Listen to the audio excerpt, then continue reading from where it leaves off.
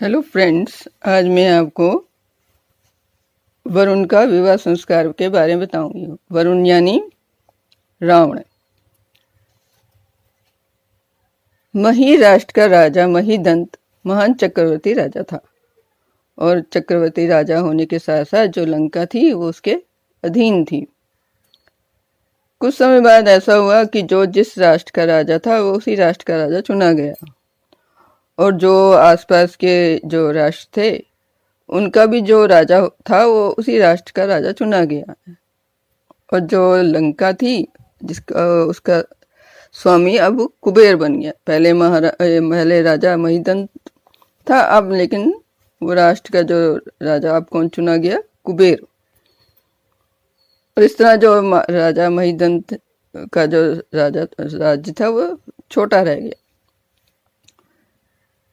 महिदंत के घर में ना मतलब कोई उनकी संतान नहीं थी, ना ही कोई पुत्र था ना ही कोई पुत्री थी उनके।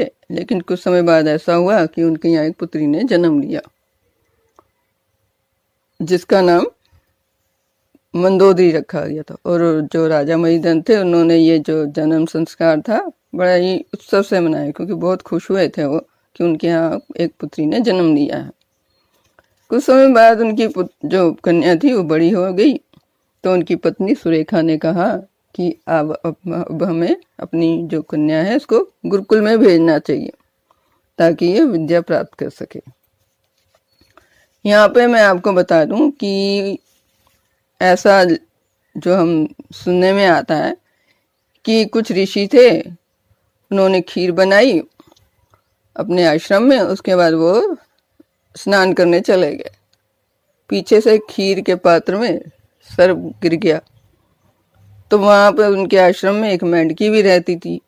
तो उसने देखा कि जो सांप है वो खीर में गिर गया और अब जब ऋषि आएंगे, जब वो खीर खाएंगे तो वो तो मर जाएंगे। तो मेंढकी थी, उसने भी खीर में ही जो पात्र में उसने वो भी अंदर चली गई। जब ऋषि आए तो उन्होंने देखा कि खीर में तो मेंढकी पड़ी है, तो उनकी खीर जो थी वो अपवित्र हो गई। फिर उन्होंने क्या किया, खीर में से मेंढकी को निकाला। तो जब मेंढकी को निकाला देखा तो उसमें सांप भी पड़ा हुआ था। तो उनको समझ आ गया कि जो मेंढकी है उसने हमारे प्राणों की रक्षा की है। उन्होंने क्या किया, उस जो मेंढकी को ना कन्या का रूप दे दिया, उसको एक कन्या बना दिया। उसका नाम मंदोदरी रखा गया। बाद में उसको रावण को दे दिया। पर ऐसा नहीं था, पहले भी चमत्कार नहीं होते थे, आज भी चमत्कार नहीं होते हैं। ये सब नियमों के विरुद्ध है और समय के साथ भी बहुत सी बातें जो हैं वो बदल गई हैं। अब जो राजा महिदंत थे उन्होंने अपनी जो कन्या को लेके वो एक वो जो कुल पुरोहित महर्षि श्वेतभानु तत्वमुनि महाराज के पास आए। और उन्हें उस समय जो मुनि जी थे, जो ऋषि मुनि थे जिनके पास वो आए थे, उनकी उम्र 284 वर्ष की थी और वो ब्रह्मचारी थे। तो राजा और जो उनकी कन्या थी दोनों ने उनके चरण स्पर्श किए। तो राजा ने कहा कि मैं अपनी पुत्री को विद्या में संपन्न करना चाहता हूँ, अतः आप इसको विद्या दें। और ये ऐसा कह के जो राजा थे वो अपने घर चले गए और कन्या को वहीं छोड़ गए। तो कन्या ने शिक्षा प्रारंभ करी और शिक्षा पाते पाते ही वो कन्या महान बन गई और बड़ी ऊंची सफलता उसने प्राप्त करी।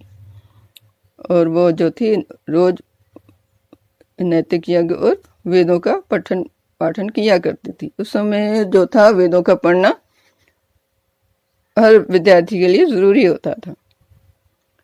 अब उसकी जो विद्या थी वो पूर्ण हो गई, तो राजा महिदंत उसको लेने आए और उन्होंने ऋषि से कहा कि मैं जो अपनी कन्या के विवाह करना चाहता हूँ, तो अब इसका विवाह मतलब कौन से कुल में करना चाहिए, इसके जो गुण है वो कौन से हैं। उस समय गुणों के हिसाब से विवाह हुआ करते थे, जाति के हिसाब से विवाह नहीं होते थे। लड़की और जो लड़के के गुण देखे जाते थे, तो उनके उसी गुणों के हिसाब से उनका वर ढूंढा जाता था। तो उन्होंने कहा कि आपकी कन्या जो, वैसे वो क्षत्रिय थी, तो आपकी कन्या जो है ऋषि कुल में जाने योग्य है, इसमें वही गुण है। बाकी जो ऋषि थे उन्होंने कहा बाकी आपकी मर्जी है, इसमें मेरी कोई आपत्ति नहीं है, आप कहीं भी इसका विवाह कर सकते हो। उस समय और वो जो राजा महिदन थे, वो अपनी कन्या मंदोदरी को लेके अपने घर वापस आ गए। उस समय ये परंपरा थी कि जब भी कोई विद्यार्थी अपने घर आता था अपनी विद्या पूरी करके, तो माता पिता उसका स्वागत करते थे। उन्होंने भी उसके अपनी जो कन्या थी उसका स्वागत किया, उसको ब्रह्म भोज करवाया। अब जो उनकी पत्नी सुरेखा थी महिदन की, उन्होंने कहा कि अब हमारी जो कन्या है युवा हो गई है, अब इसका विवाह संस्कार भी करना चाहिए। तो एक दिन जो जो राजा महिदन थे, वो एक दिन घूमते घूमते मणिचंद के घर आ गए।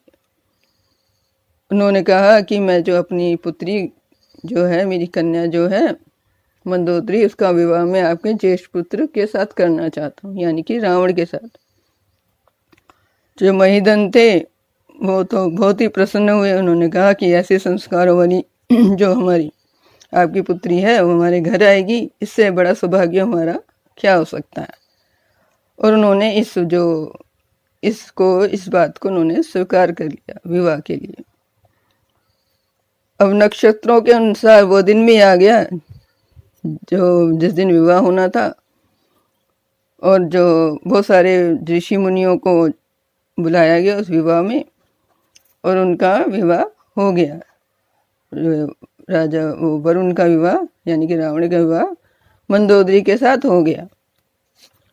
और इसी तरह जो विभीषण और कुंभकर्ण का भी विवाह संस्कार हुआ, जो कि रावण के भाई थे। महाराजा पुलस्त्य ऋषि के ने वरुण का विवाह महाराजा महिदन की कन्या मंदोदरी के साथ हुआ, और विभीषण का विवाह संस्कार भी महाराजा महिदन के पुरोहित ऋणकेतु की कन्या, जो कि महर्षि सोमपाद के आश्रम के अध्ययन करती थी, ऋचा केतु उसका नाम था, उसके साथ हुआ।